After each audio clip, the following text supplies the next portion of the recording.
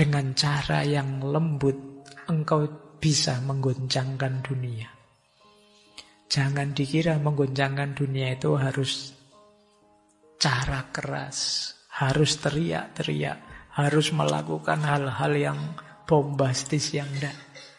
Kata Gandhi, in a gentle way you can shake the world.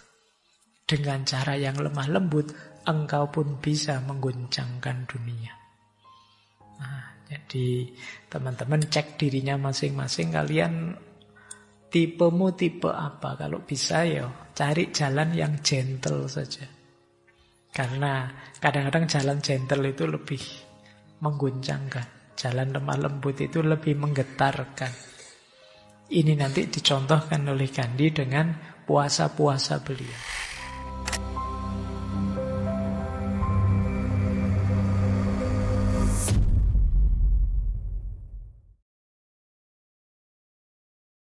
Ada kalimat yang menarik dari beliau.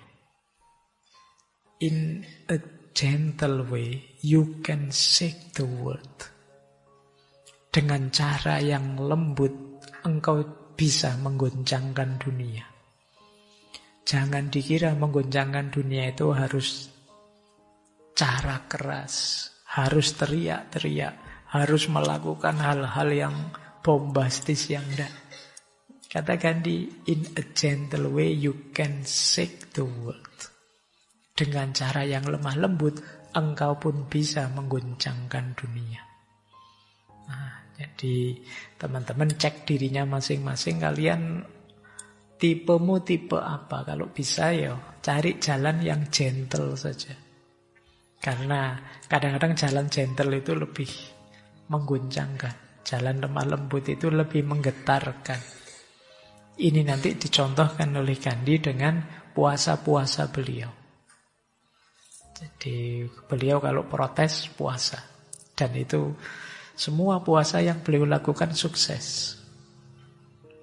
Ya karena mungkin puasanya tadi nyambung dengan doanya, selaras dengan frekuensi jiwanya. Sehingga tujuannya tercapai. Mungkin beda dengan kita ya. Kalau kita kan masih perlu bersih-bersih panjang. Tapi bisa kita mulai sekarang. Dengan cara yang gentle kita guncangkan dunia. Dengan cara yang lemah lembut engkau bisa mengguncangkan dunia. Oke. Minum dulu ya. Tidak apa-apa. Ini cara yang lemah lembut.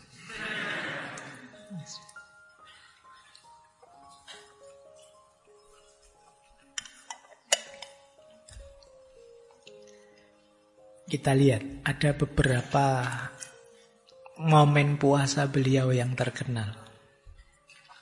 Misalnya, tahun 1918, ini beliau puasa, protes terhadap perlakuan terhadap para buruh pabrik tekstil di Ahmedabad. Jadi saat itu di sana, Inggris dan mungkin para pengusaha pabrik tekstil di sana itu sangat kejam pada para pegawai pabrik tekstil. Yang dipekerjakan ada orang tua, perempuan, anak-anak, dan diperlakukan dengan sangat tidak manusiawi dengan gaji yang sangat kecil. Itu yang membuat kemudian Gandhi protes. Jadi cuma protesnya tidak dengan demo turun ke jalan atau mengganggu-ganggu, tidak. Protesnya dengan puasa. Nah, cuma puasanya seorang Gandhi itu mengagetkan seluruh India. Akhirnya tuntutannya dituruti. Jadi mulai ada negosiasi-negosiasi baru menaikkan kesejahteraan para buruh. Ya. Terus yang kedua, ini jenis puasa yang berbeda lagi. Kalau tadi kan untuk memprotes penjajah, para pemilik modal, tahun 1922, ini 4 tahun setelah puasa di Ahmedabad, beliau puasa lagi. Jadi beliau puasa karena merasa menyesal. Jadi saat itu ada namanya insiden Sauri dan Saura. Jadi itu ada demo. Jadi Mahatma Gandhi ini mengambil kebijakan non-kooperatif. Tidak mau saya kerjasama dengan penjajah, saya harus berjuang melawan penjajah, tapi caranya anti kekerasan.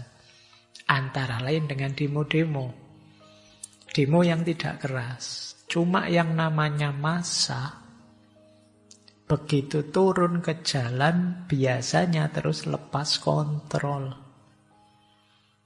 Yang terjadi apa? Bentrokan besar antara demonstran pro kemerdekaan dan polisi. Pembakaran-pembakaran, sampai ceritanya ada 22 polisi yang tewas. Nah, Gandhi sangat menyesalkan.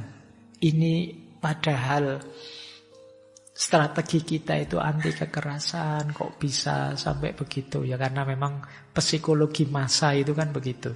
Kalau sudah dalam kerumunan itu kadang pikiran tidak terlalu sehat lagi. Ya kayak kalian lah, kalau sedang ngumpul bareng temenmu, nanti ada lawan jenismu lewat, kamu berani suit-suit, tapi sendiri tidak berani kamu. Kamu grogi. Tapi begitu ada temennya, kamu jadi berani. Nah itu yang terjadi. Dan ini sangat disesali oleh Gandhi. Jadi beliau terus puasa untuk memprotes kelompoknya sendiri. Jadi kok mau kalian melakukan itu? Jadi akhirnya gerakan pro kemerdekaan yang non kooperasi tadi dipending sementara oleh Gandhi. Beliau puasa untuk menunjukkan saya menyesal. Bukan mau saya seperti itu. Jadi cuma situasi memang tidak terkendali. Jadi beliau tetap ingin menegaskan ahimsanya. Tetap harus tanpa kekerasan. Nanti ada alasannya sendiri. Nah, kemudian 10 tahun kemudian beliau puasa lagi. 1932. Saat ini beliau puasa menentang diskriminasi terhadap kasta Dalit. Kasta Dalit ini sebenarnya di luar kasta, dianggap paling rendah. Kalau orang Hindu kan ada 4 kasta, orang menyebutnya, kalau di tradisi Hindu disebutnya Varna. Varna itu ada Brahmana, Ksatria, Waisya, dan Sudra. Nah, di luar 4 kasta ini paling rendah orang menyebutnya kasta Dalit. Nah, Gandhi kemudian melihat ada diskriminasi terhadap kasta Dalit ini.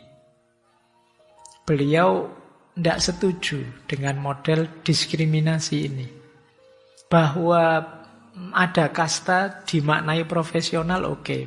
Makna profesional itu maksudnya, ya yang Brahmana jadilah Brahmana yang baik, yang Ksatria jadilah Ksatria yang baik, yang Waisya jadi Waisya yang baik, yang Sudra jadi Sudra yang baik. Itu make sense bagi Gandhi.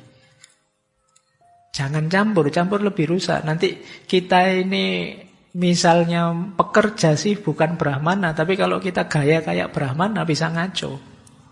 Yang Brahmana ya jadi Brahmana saja yang baik. Kita yang pekerja jadi pekerja yang baik. Itu sebenarnya orientasinya kasta ke situ. Tapi kemudian penerjemahannya jadi hierarkis tinggi rendah. Yang sini merasa lebih tinggi, yang situ dianggap lebih rendah. Dari orientasi fungsi geser ke orientasi hierarki. Termasuk ada yang tidak tersentuh namanya kasta Dalit, yang sering didiskriminasi, ditindas. Nah, tahun 1932 Gandhi memprotes diskriminasi, penindasan pada kasta Dalit ini. Beliau menyebut kasta Dalit itu Harijan. Harijan itu anak-anak Tuhan.